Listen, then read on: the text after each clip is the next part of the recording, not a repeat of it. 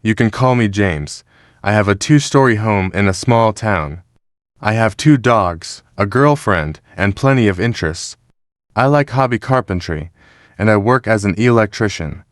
I'm a bit of an audio enthusiast, and I love tinkering with sound systems.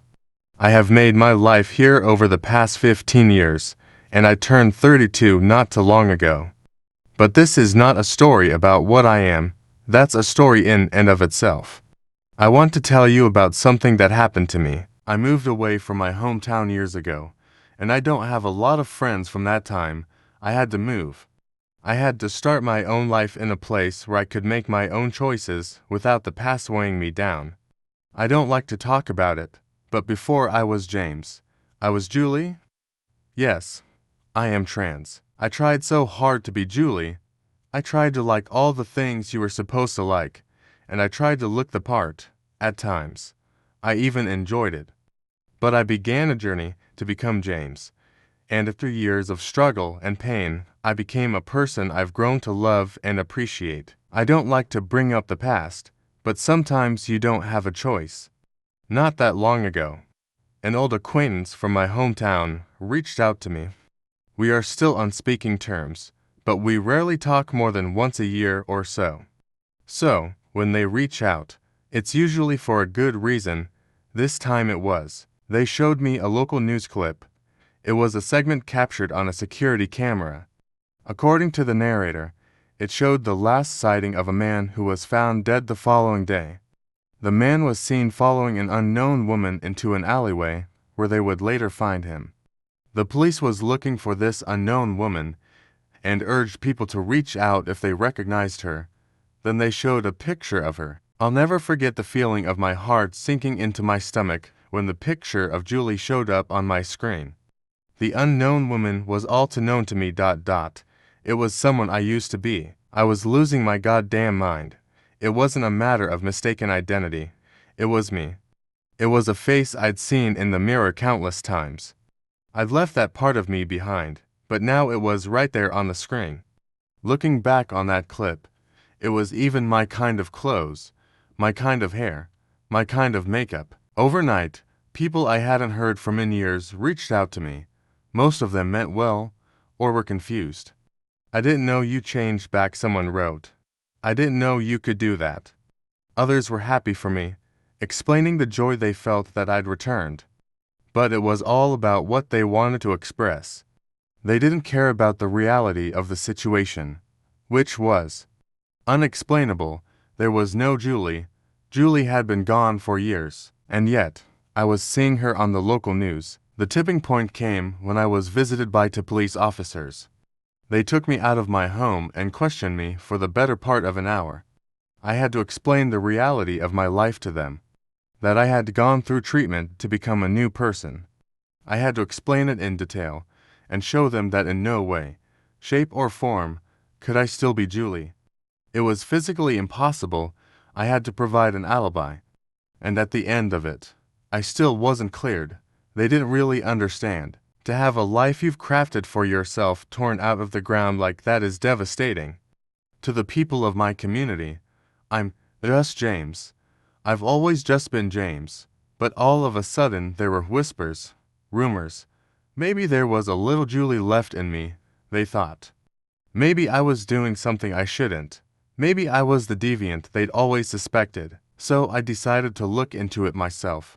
Not just because I'd been accused of a crime I didn't commit, but because of something I couldn't explain. There couldn't be a Julie, and yet there was. It was a long drive back to my hometown. I come from a particularly red part of a red state, and while I don't like to paint people in a bad light, there were those who refused to let me move on.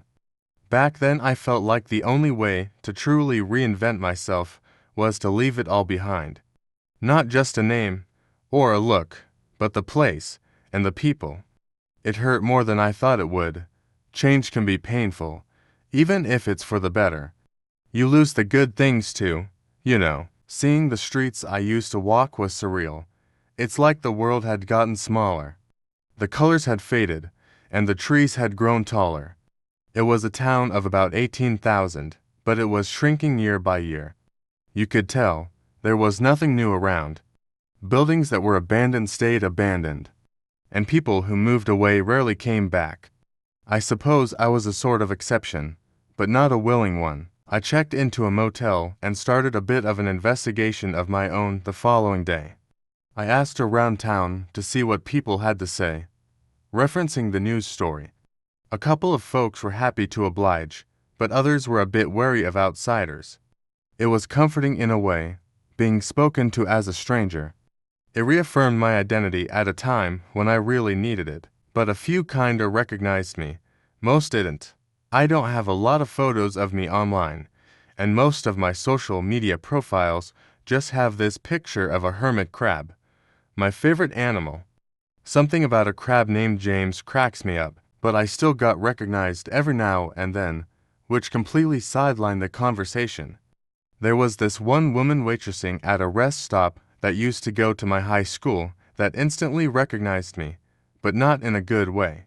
Your skin thickens after living my life for a while, but it's a different feeling when it's people you used to know. Their jabs cut deeper, even when they mean well. You used to be so pretty? Well, screw you too, I guess. After a full day of running into walls, I decided to throw a couple Hail Marys. I figured, if this was someone trying to emulate me, maybe I should trust my own instincts. I had to put myself back in the mind of that person and work myself backwards. Where would Julie go? And what would Julie do? There used to be this space beneath the highway where I'd go with all my friends after school. We'd hang out and watch videos there all the time. Sometimes we'd share a beer, or gossip. Looking back at it, I was probably the only normal kid there. Others were going through their goth or prep phase. I was going through my Julie phase. I just didn't know it. I don't think they did either. I could have found my way back there with my eyes closed. While the path was a bit overgrown, I'd still see it bright as day, even with the sun setting on the horizon. Spring just hits differently. It makes you think of the end of school. It was the same concrete mess as always, the same columns, with the same graffiti. Some that I recognized, some that I didn't. I traced my fingers along the familiar colors and patterns, looking for anything out of place. Admittedly, my memory was a bit hazy, but some things just stick, like a lingering feeling after a long dream. As I sat down to ponder my next move, I knocked over a glass bottle. It looked brand new. Picking it up, I recognized it as a local brew. The kind that we used to sneak off with after school. It was my favorite ... a brand new bottle, just one. And it used to be my favorite. What are the odds? Coming back to the motel that night, I realized something. As much as it pained me, I had to put James aside. I had to think about Julie, the things she liked, the places she'd been, and a couple of ideas came to mind. For example, there'd been this idea that Julie had a crush on a guy named Dawson. This was never the case, but I'd really tried to convince myself that it was, even when it wasn't. Everyone was so positive about hearing it that it just felt good to spread the rumor, even when it wasn't true. It had just made me feel normal for a bit. If Julie was still around, and if she was the Juliest of Julies, she followed Dawson around like a puppy in love. A quick search later and it turns out that Dawson never really moved out of town. He got a job at a local brewery, moved a little further out, and got married. He even had 2 kids. His social media had been set to private. His wife's wasn't though. And from the looks of it, she was unhappy. A couple of her posts were pretty telling. How do you block spam texts? Can you block text messages when they keep switching numbers? His phone stays off until you stop fucking calling. So she was still around. She was still doing Julie things. That gave me something to go on. The next day, I took a drive around town. I put on a decades-old playlist to get in the mood, but I couldn't stop cringing. All these stupid songs about the real me and being seen. I kinda wanted to grab a hold of my old self and just tell myself to stop pretending. Then again, maybe I'd get a chance to. I tried to consider what I would have done if I'd stayed in town. If I'd kept on being Julie, I probably would have gone to a trade school or taken night classes. I probably would have overcompensated and done something overtly feminine, like cosmetology or hairdressing. To be fair, I used to be an absolute beast with makeup. I could put anyone in drag in 10 minutes flat. There was a place in the next town over where they taught cosmetology. I had a faint memory of looking through a brochure. There were even apartments one could rent there for a small fee on top of your tuition. You could also do some work in one of the salons as a part-time thing. It'd be rough without a support network, but it'd be the kind of thing Julie would have gone for. I took a drive to the next town over, but I'd completely overestimated the time. The sun had already set when I rolled off the highway. As the apartment complex loomed in the distance, I couldn't help but feel a bit divided. On the one hand, I really wanted answers. On the other, I wanted to turn my back on the whole thing. What would it mean to be right? How would I react to something impossible being real? I pulled into a parking lot and got out. I didn't know where to start. Instead, I just wandered around a bit, trying to put myself into the right frame of mind. There was this electric moped at the end of the lot. It looked cheap, but kinda cute. It had the right colors. White, and a muted wintergreen. Just retro enough for the old me to keep my eye on it, but modern enough to be a convenience. I could definitely see myself getting one of those back in the day. In fact, looking around the parking lot, I couldn't see any other vehicle that even remotely looked like something I'd go for. I decided to follow my gut. The moped was parked at the end of the lot. If I had an apartment, it'd have to be close by. I'd never go for a place on the first floor, so it had to be second or third. The apartment complex was unlocked, so I just wandered in. There were names printed on the doors, but none that I recognized. I just wandered floor to floor, listening, trying to catch some kind of stray vibe. I made it all the way to the third floor when a door creaked open. I held my breath. I was already sort of trespassing, and a creepy guy in an apartment complex with mainly young women that warrant some unwanted attention. I'd already talked to the cops, one time too many. There was someone on the floor below. I heard someone closing the door and humming something. I couldn't put my finger on what, but it felt familiar. Even though I couldn't remember the lyrics, I could feel my foot tapping on its own. It wasn't until the footsteps disappeared down the stairs that I remembered it. A Place in This World, Taylor Swift. How could I forget? That used to be my goddamn anthem. There was a small window in the hallway, looking over the parking lot. I could see someone putting on a helmet and getting on that electric moped. It was a long shot, but I hadn't gotten this far from nothing. Checking out the apartment door, I noticed the name on it being Jolene. I felt like an idiot. That had been my nickname for a time when I went through my country phase. Of course, she wouldn't use her real name. Or, B, she was trying to distance herself from something. I thought about my next move. I could come back later, but I felt like I had to try something. Looking around, I noticed something in the corner. A crack in the floor tiles. The perfect spot for me, or Julie, to hide a spare key. And there it was. I considered stepping away, but I didn't know if I'd ever get this chance again. If I turned my back on this whole thing, could I ever live with the mystery? There had to be an explanation, and I couldn't imagine it. So, despite my common sense screaming at me to think about it, I took a deep breath and went ahead. I used the spare key and stepped inside. It felt like walking back in time. The same posters, the same smells, the same coats on the coat rack. Every single thing in that place was something I would have picked out myself, back in the day. The shoes, the white lamp with the blue sunflower pattern, the plate for the keys on the dresser. It even had these little plastic hermit crabs next to it. It was all my style. This could have been me 15 years earlier. But what bothered me the most was something small. On the dresser in the hallway, there was a series of post-it notes. The kind I'd write as a reminder to myself. Things to buy, people to call, that sort of thing. There were these everyday notes on there, but it was the way they were written that bothered me. It was my handwriting, the one thing I hadn't bothered to practice away. I walked in past a well-vacuumed 70s-style rug, taking in the atmosphere of the place. The laptop in rest mode, probably ready to stream something. The spinning fan lamp overhead, still slowing down from being on all day. There were even these fridge poetry magnets in the kitchen where you can spell out sentences with random words. I used to love those things. But looking a bit closer, those magnets told a story. It read, "Dream of you, ocean of nothing. Listen, listen, here ... old, remember, nothing." I snapped a picture of it with my phone as I heard something. Someone moving up the staircase outside. How could she be back so fast? I panicked. My first thought was hiding in the bedroom.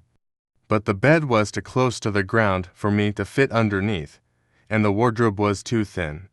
I had to try something else. I opened the bathroom door and tried the lights, but they didn't work. I didn't have a choice though, so I hurried inside, closed the door, and felt my way to the back of the room. There was no bathtub, but a pretty sizable shower with a curtain. I could hide behind it. I heard the front door open. Good thing I'd locked it. I held my breath and closed my eyes. Something primal in me figured that if I couldn't see her, she couldn't see me. My sweaty palms pressed up against the tiled wall. Damn it, damn it, damn it. Someone muttered. Where is that? Oh? There was a deep sigh, some keys rattling, and then someone turning to leave. Got it, she called out. I'll be there in 10. It was eerie. Like hearing yourself on an old recording. As the door clicked, I was left there, panting in the dark. I almost stumbled on something as I felt my way forward, trying to find a working light switch. I couldn't find one, but felt something strange. There were these patches of warm plastic littering the sink. I couldn't remember ever feeling something like it before. There were also other shapes, thicker, with an unusual texture. Lips, eyebrows, fingers. I didn't stop to think. Instead, I threw the door open, unlocked the front door, and hurried outside.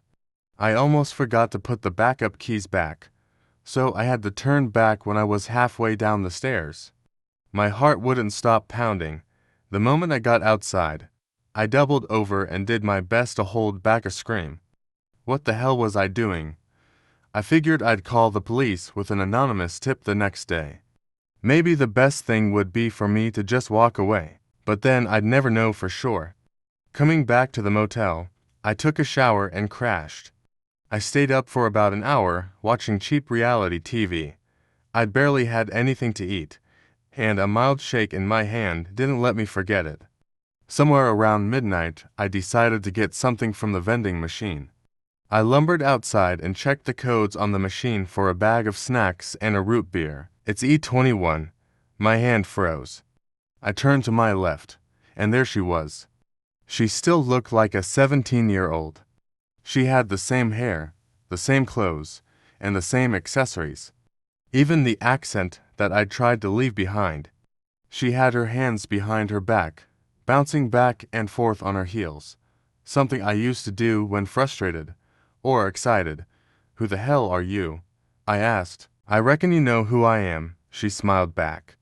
Now, why the fuck are you following me? What are you talking about? You think I wouldn't find you, she answered. Like I couldn't put myself in your shoes. She stepped closer. I stepped back. She found that amusing and crossed her arms. Her cheek twitched a little, but she blinked it away. I'm my own person, she continued. You don't get to fuck with that. I don't even know what you are, I said. You can't be. I'm Julie, she interrupted. You can't be, but I am. Before I could protest, she stomped her foot.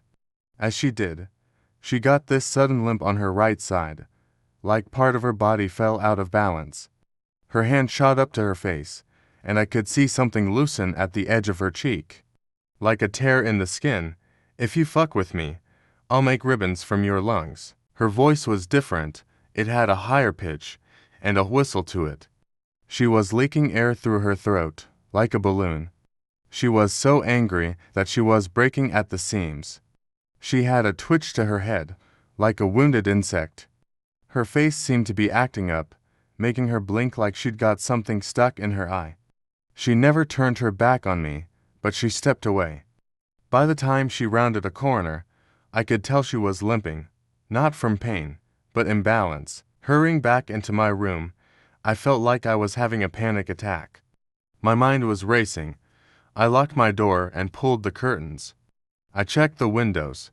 My hands wouldn't stop shaking. It was like I'd seen an alien. It was something that couldn't be. I couldn't make heads or tails of it. It was so far out of my world view that I couldn't wrap my head around it. I called my girlfriend, but ended up stammering. I couldn't explain what I'd seen. Instead, I just said that I'd been threatened. She was still being rational about this whole thing and made me promise to listen. She pleaded with me. She told me to go home first thing in the morning and to call the police. So that was the plan. I didn't know if it was the right thing to do, but I knew better than to dig any deeper. Early the next morning, I checked out, got in my car, and called the police. I left an anonymous tip about the murderer, telling them the address. They asked me for details and contact information, but I just hung up. I was done, and I was going home. This whole trip had made me sick, and I couldn't wait to leave Julie behind once and for all. I was on the road before the morning fog cleared. I made some decent distance in a couple of hours and decided to stop for a sandwich. There was this great place that I used to stop at with my parents when we went to see my aunt in the summer, and I figured that'd be a nice goodbye to that part of my life as I left for a final time. I pumped some gas, got my sandwich, and went to use the restroom. As I turned to close the door, I saw something in the distance. Just off the side of the parking lot, leaning up against a tree. A retro-style wintergreen electric moped. A large hand slammed the door shut, locked the door, and turned off the lights. I was standing there in the dark, hearing two sets of breaths, one of which was right across from me. "You couldn't just let me go," Julie whispered. "You couldn't leave me alone. I don't even know what you are," I said. "But you're not Julie. You can't be." There was no response. I could hear her breathing grow deeper, longer, but I couldn't stop myself. I had to say something. "Are you even human?" There was a painful sound, like the simultaneous eruption of a groan and a sob. Then something unsettlingly human, a frustrated grunt. She was pacing, as if trying to calm herself. I kept hearing a smacking sound, like she was slapping herself. "No," she muttered. "No, no, no. Calm. I'm Julie, I'm me." Something split, like a ripe tomato hitting the floor. Something coarse scratched against the bathroom tiles. Deep breaths rose higher into the air as something wet slapped against the floor with a thud. Several sharp things tapped against the bathroom tiles on both sides of the restroom, at least 8 feet wide. I'm not okay. No, no. Fuck. A silence filled the room. I could hear the blood pumping in my ears as my fingers ran cold. Something in the dark was moving ever so slightly. A voice pierced the air, a low rumbling, like a stalling engine. A painful, unnatural moan. "I can't go back. I can't." Before I could speak, something pushed against my face, a blunted spike. First it touched my nose, then it pushed into my nostrils, then my ears. A sliver tickled as it slipped under my eyelid, and all the way into the back of my throat. I tasted blood. I smelled blood. I could hear cartilage breaking from the inside out as I fell backwards, lifting a foot into the air by my head alone. Then, nothing. It wasn't painful. It's strange to say, but it wasn't. Julie was changing, taking over. She was consuming not just my body, but my identity. She was slouching off whatever she'd been and turned to become something new. Me. I could feel a part of James being tossed out, like gutting the soul of a fish. I'm sure you've heard of near-death experiences. People looking down on their own bodies from above. That's what I felt, but from a completely different perspective. I wasn't looking down at my body. I was looking back at this thing. I think it literally attached itself to my brainstem, sending a shock of impressions through my nervous system. I'd been right. It wasn't human, but it wasn't really anything. It was half-finished, partial, something from another place that had forgotten what it was like to be a person. It was in pain, and desperate to feel something physical, something real. So it had floated in a space where people can't be, and it had dreamt of forgotten things. Things thrown away. And in that space, it had seen something beautiful and abandoned. Julie, the impressions felt like watching life through shadows on the wall. Intentional, but only indication, unreal. It had taken something it thought abandoned and believed itself to be something new. It refused to be told what it could and couldn't be. It was human, because it had to be. It couldn't go back. It couldn't return to being nothing. The dead man had been a challenge. He had recognized Julie, and when he told her she couldn't be Julie, she'd done what she'd done today, attacked. And her loosely worn dream had torn at the seams, revealing something unreal, inhuman, and dangerous, and now she was doing it again. You're killing me, I thought. You're killing everything. I could feel my lips moving, stopped only by something coarse brushing against my teeth. Like the bristles of a steel brush, I'll be who I need to be. I could feel my arms moving, my legs straightening, something trying to adjust from the inside out. But there was trouble there, a discomfort. You don't like it, I thought. You don't want to be James. It didn't think back, it hesitated. The shadows playing in my mind stopped to listen. If you're Julie, you can't also be James.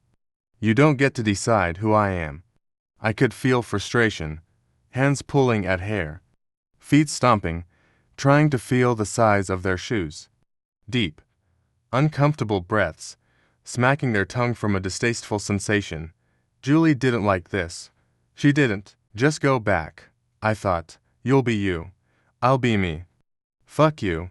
Just walk away, I insisted. And never look back. No. There was a throbbing pain in my back as I was dropped to the ground. It was distant, but still there. Something curled around my neck, pressing on my windpipe. It was afraid. It just wanted to be Julie. It wanted there to be no more questions, no more people. It didn't want to spin a new web into a body. The repairs would take weeks. It didn't have enough patches, not even at the lair. It would have to get a new lair, now that the police had raided it. You fucked up, it groaned. You fucked it all up. You can't just take something. I thought. It's not yours. It was getting harder to think. The shadows in my mind were fading. It was just colors in a river. Recognition glinting in a deepening stream. Like fool's gold. She's mine. It rumbled ... As recognition faded, like dying stars, a single thought crossed my mind. You can have her. It felt like having roots pulled out of my core. Something pulling back, leaving my face blooded and bruised. The restroom door opened ajar, letting in a glimpse of light. Something large and inhuman covered the exit, gently caressing an empty human body. A familiar blonde head hung loose, like a stringless puppet. Something sharp and claw-like stroked her head, cared for her. I don't want to be James, it groaned. I tried to say something, but I choked on a loose tooth. I spat it out with a deep red glob. As Julie slipped out the door and into the adjoining woods, the last thing I heard was that same hum and whistle as before, that same tune, A Place in This World. I told them I was attacked. It wasn't an unlikely story, given my identity and location. People had done worse for less. I think it got on the news. But I made it home eventually. I got my insurance money. I got to play with my dogs and kiss my girlfriend. All those things that I thought, for a moment, that I'd lose forever. But I made it back, and it's all still here. All the wonderful, beautiful things that I've built for myself. The little columns that hold up my overpass, far away from the insecurities and anxieties of my youth. I'm sure there's still a Julie out there somewhere, but I haven't seen her. I figure she'd make an effort to never be near me ever again. That's a relief. I suppose. I guess we don't think too much about the things we leave behind. But in nature, things that are left behind are picked up all the time. Just look at hermit crabs. I don't know if I'll ever come to terms with having her out there. But if I were to guess, she's still whistling her songs and making plans of her own. And maybe, if she's lucky, she can get away with it for a little longer. And I pray, every day, that I'll never see her again.